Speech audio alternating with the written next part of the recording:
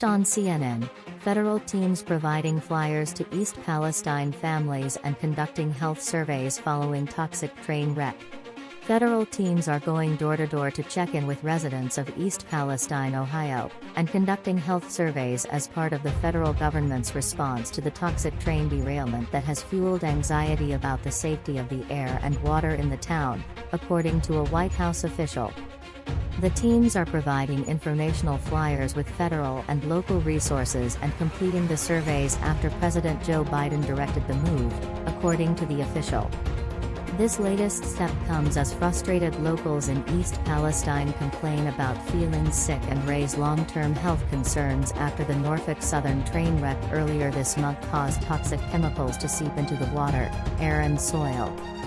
The two-page flyer, obtained first by CNN, includes emergency resources for residents as well as details on how to schedule a free health assessment or arrange testing for a private well or drinking water. It also includes the number of a dedicated poison control hotline for questions related to the train derailment, and details on the next federal U.S. Environmental Protection Agency-led public meeting at 6 p.m. March 2 in the Palestine High School auditorium.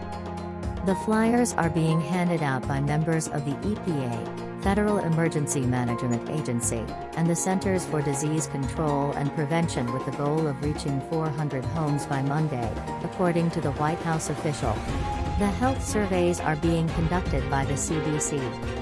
Smoke rises from a derailed cargo train in East Palestine, Ohio, on February 4, 2023. The train accident sparked a massive fire and evacuation orders, officials and reports said Saturday. No injuries or fatalities were reported after the 50-car train came off the tracks late February 3 near the Ohio-Pennsylvania state border.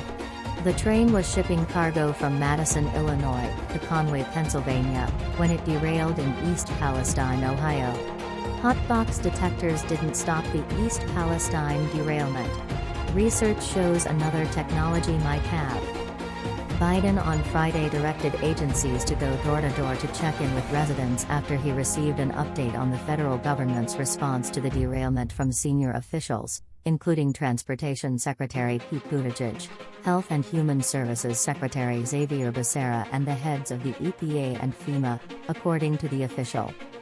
The president currently has no plans to visit Ohio and on Friday defended his administration's response to the crisis, which has drawn criticism from Republicans, including East Palestine Mayor Trent Conaway, who told Fox News earlier this week that Biden's decision to visit Ukraine, while the situation was unfolding in Ohio, was the biggest slap in the face. That tells you right now he doesn't care about us. You know, we were there 2 hours after the train went down, 2 hours, Biden told reporters on Friday.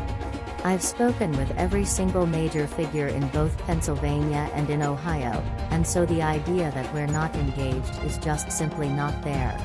And initially, there was not a request for me to go out even before I was heading over to Kyiv, so I'm keeping very close tabs on it.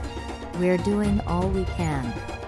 The National Transportation Safety Board on Thursday released its preliminary report on the investigation into the February 3 train derailment, which concluded that the wreck in Ohio was completely preventable, and investigators now will begin examining the procedures and practices prior to the derailment.